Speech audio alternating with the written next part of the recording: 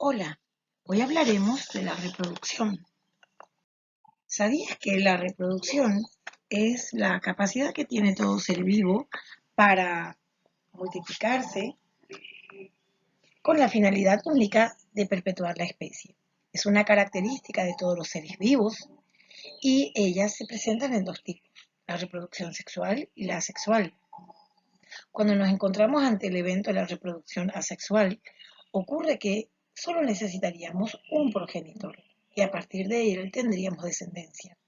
Mientras que en la reproducción sexual es indispensable que tengamos dos progenitores, puesto que implica la recombinación de los genes contenidos en los cromosomas, la que se va a heredar de generación en generación, o sea, de los progenitores a los descendientes. La reproducción sexual y asexual pueden ocurrir en diferentes organismos. Es más, por ejemplo, en los vegetales ocurre tanto la reproducción sexual como la reproducción asexual. Los vegetales se multiplican por diferentes medios, por ejemplo, la multiplicación vegetativa o la esporulación como en los helechos. Los animales, mientras tanto, cuando se van a reproducir en forma asexual, lo harán mediante la fragmentación.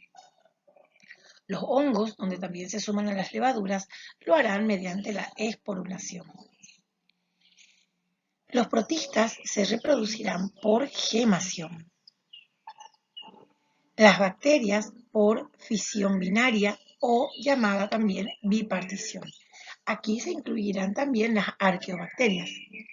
La reproducción sexual, que implica ciertos procesos que tengan que ocurrir para que exista en sí la reproducción sexual, se valdrá obviamente de un sistema reproductivo. Y en él ocurrirán los eventos llamados gametogénesis, donde se producen los espermatozoides, y los óvulos, también producto de la ovogénesis, llamado en general, y refiriéndonos a las células gaméticas o sexuales, ovogénesis. La fecundación podrá ser interna o externa, y el desarrollo embrionario por lo general es interno, o sea, dentro de un huevo. Si hacemos una diferencia en realidad por la reproducción asexual y sexual, podemos decir que la reproducción sexual, por ejemplo, tiene un bajo gasto energético, mientras que la sexual es elevado, requiere muchísima energía. La reproducción asexual requiere un individuo, la sexual requiere dos. En la asexual priman la mitosis y la regeneración, mientras que en la asexual la meiosis, la fecundación o polinización en las plantas y por supuesto que el desarrollo embrionario. Recordemos que en la reproducción asexual tenemos a la fisión binaria o bipartición, gemación, esporulación, fragmentación, multiplicación vegetativa y también tenemos a la partenogénesis, que no estaba en el anterior. Mientras que la reproducción sexual en los animales se puede producir por autogamia, fecundación externa, fecundación interna. En las plantas, mediante las flores del grupo de las plantas angiospermas, podrá ocurrir la polinización, la floración, obviamente, polinización, y finalmente la producción de semillas, que será la descendencia en proyecto. Las microesporas masculinas y las megasporas femeninas van a ser responsables de la reproducción en las gimnospermas, en esas plantas que no tienen flores muy vistosas. En la reproducción sexual existe una combinación de los caracteres de la información genética a través del ADN, transcripto por el ARN, donde va a haber unas pequeñas diferencias o incluso semejanzas eh, que son importantes en la reproducción sexual. Mientras que en la reproducción asexual no habrá ni siquiera pequeñas diferencias, puesto que el individuo resultante de la multiplicación deberá ser idéntico a su progenitor, porque se trata de algo muy similar a lo que sería una clonación. Podemos visualizar aquí que las arqueas y las bacterias se reproducen por fisión binaria, partiendo de una célula madre que va a generar dos células hijas luego del estiramiento y producción de esta célula nueva. En la gemación, que va a pertenecer a las levaduras, por ejemplo, y a los protistas, donde se desarrolla una pequeña gemita hasta formarse una colonia. Esto es rápido, requiere poca energía y es veloz. Es en minutos que se reproducen. Es solo probar una producción de levaduras y podrán ver, mientras que tengan las condiciones adecuadas para su reproducción o multiplicación, ellas lo harán en minutos. Los hongos, por su parte, podemos visualizar acá en esta imagen que tenemos a los sombreritos de las setas. En estos sombreritos, y señalo este, no este acá, ese es el sombrero, pero me refiero a esta parte interna, donde se encuentran como una serie de carreras, donde se encuentran las esporas, ¿sí?, que serán liberadas al entorno y de esa manera reproducirse cuando encuentran un lugar apropiado. Aquí vemos que hay una colonia, acá hay otra y aquí abajo se está formando una nueva colonia. En este caso le vemos al Rhizopus stolonifer, que es el moho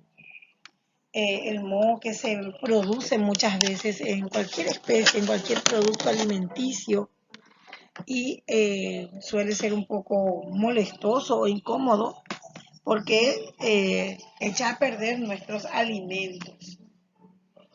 Ellos se reproducen también muy rápido, siempre y cuando encuentren las condiciones, en suerte haciendo los eventos de mitosis. Aquí tenemos el proceso de la reproducción de cuando están migrando gracias al centrómero los cromosomas hacia los polos, luego se dividen las células y se van multiplicando en forma rápida.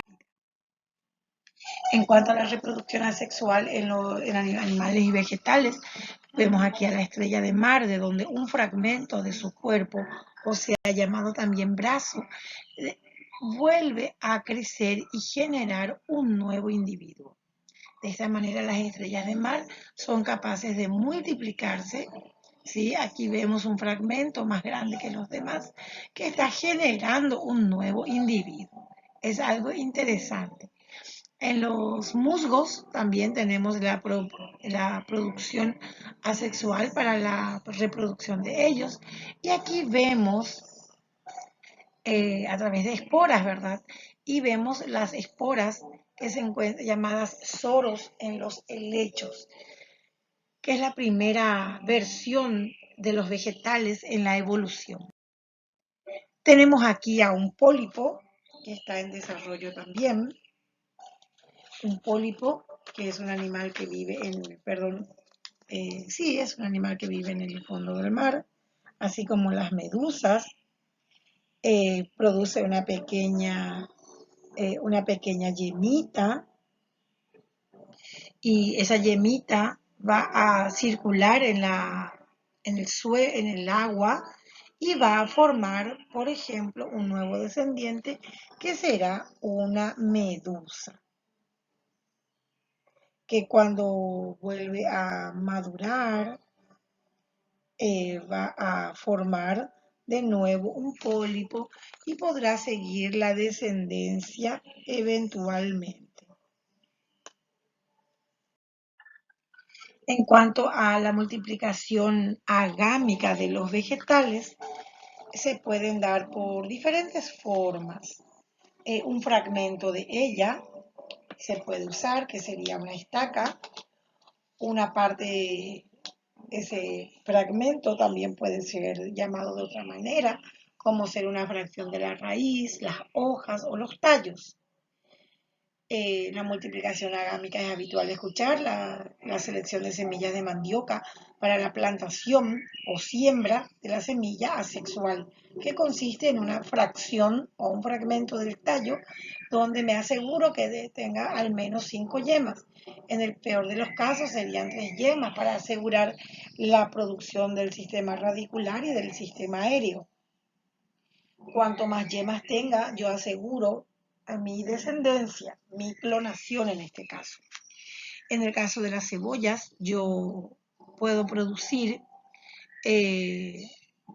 un órgano de reproducción que es el bulbo. Las cebollas de verdeo se reproducen por este medio, utilizando el bulbo para la reproducción. En este caso en particular es una semilla, vemos en la imagen el bulbo de una cebolla, en este caso resultante de la siembra sexual, porque se ha sembrado una semilla sexual. Que es, en este caso es el bulbo, donde vemos en otras especies como ser, por ejemplo, los gladiolos. Tenemos bulbos en plantas generalmente de jardín, plantas ornamentales que son de alta demanda y alto costo, como los lirios, por ejemplo. Tenemos a los tubérculos, que son muy apreciados en el caso de la papa, que es un alimento del mundo, donde se tiene mucho interés en la producción para la alimentación mundial o comercializado en diferentes formas, puesto que estos son tallos porque tienen yemas y son capaces de crecer dentro del suelo. Aparte de estas partes vegetales que podemos utilizar, como los bulbos, los tubérculos, también tenemos estolones y rizomas, que son fragmentos del tallo, que pueden crecer tanto debajo como sobre el suelo. Los rizomas crecen debajo del suelo, como en el caso del jengibre o de la cúrcuma. Los estolones crecen sobre el suelo, como es el caso de la frutilla y algunas plantas ornamentales. ¿Sí? Algunas plantas ornamentales como lazos de amor, que tienen estolones muy importantes y generan incluso en el aire una nueva plantita. En la imagen podemos visualizar a los estolones que están sobre el suelo, rizomas que se desarrollan dentro del suelo. También vemos bulbos, también vemos tubérculos. También vemos como una rama de la planta, que no es precisamente un estolón, cae hasta el suelo y puede enraizar, como es el caso de plantas como la salvia, plantas como algunos pastos, plantas como la vid, que tiene estas características. Aquí vemos un tubérculo de papa totalmente brotado en cada una de sus yemas, la cual puede ser cortada, fraccionada, ¿sí? Seccionada en diferentes partecitas, y ella puede plantarse de este modo. Vamos a suponer que puedo hacer otra vez un corte aquí y puedo tener, por ejemplo, 3 plantas de papa, o sea, 3 semillas de papa. En cuanto a la producción sexual de los seres vivos, tenemos a la fecundación propiamente dicha en los animales. La fecundación podrá ser interna o externa. Interna es cuando los gametos se unen dentro de la matriz, mientras que es externa ocurre en el exterior. Entonces, en la producción interna, el embrión puede ser interno también o puede ser externo. Puede ser que la fecundación sea interna en la matriz y que en esa matriz se desarrolle el embrión, ¿sí?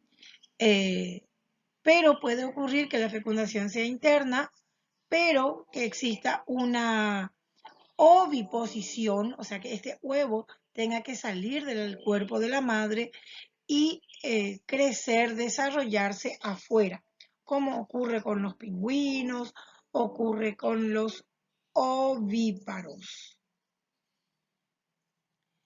No, los vivíparos serían los que tienen fecundación interna y desarrollo interno del huevo, mientras que aquellos que son externos van a ser ovovivíparos.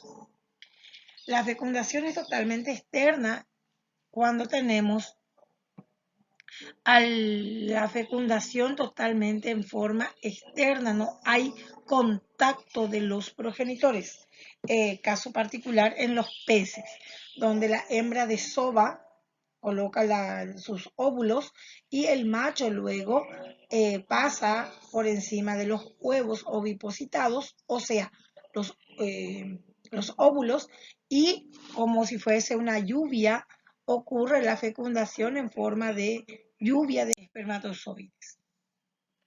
En esas células gaméticas que ya había desarrollado en una clase acerca de la ovogénesis y de la espermatogénesis, que son las células gaméticas utilizadas por los animales para su reproducción sexual y perpetuar de esa manera la especie.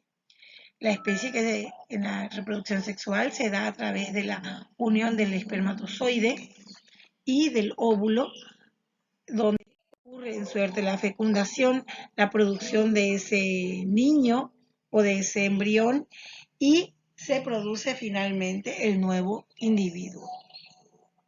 Luego tenemos en la reproducción sexual vegetal la presencia de la antera donde existe el polen y el cual va a también en suerte a tener una reproducción de gametogénesis para la producción del polen, el cual va a ingresar a la parte femenina de la flor que se llama gineceo, donde se encuentran los óvulos también resultantes de la gametogénesis para poder unirse y formarse un nuevo individuo. Es decir, el polen cae o viaja a través del aire, del agua o de un agente polinizador como las abejas hasta el estigma de la flor femenina. Allí llega el polen, se pega, se ancla y desarrolla lo que se llama tubo polínico. Entonces ocurre la fecundación doble. ¿Por qué? Porque el grano de polen no es móvil, entonces desarrolla un tubo polínico que tiene que llegar hasta el ovario. Y en ese tubo polínico se van a desplazar las células que van a poder realizar la fertilización propiamente dicha. Una vez que eso ocurre, entonces va a ocurrir los eventos de la producción del ciclo celular para la formación del embrión. En este evento, como les mencioné, suelen participar el viento, el agua o los agentes polinizadores, cuando la planta no se autopoliniza. Cuando ella no es capaz de autopolinizarse por cuenta propia, requiere de un agente externo. Entonces, a partir de ese evento ocurre la producción del fruto. Y el fruto es el sitio donde se albergan las semillas, ¿sí? Es el resguardo de las semillas, la cual será el sitio parcial del nuevo ser. Y cada organismo, cada individuo en la naturaleza busca la manera de autoperpetuarse en el tiempo. En este caso vemos a un diente de león que tiene una estructura muy particular, muy vistosa y agraciada, la cual es objeto muchas veces de juego de los niños e incluso de los adultos, donde soplan esta cabecita que es tan perfecta y se desprenden unas pequeñas estructuras llamadas vilano para que en ese lugar tan pequeñito donde está resguardada la semilla llegue a suelo fértil y vuelva a germinar. Gracias por tu atención.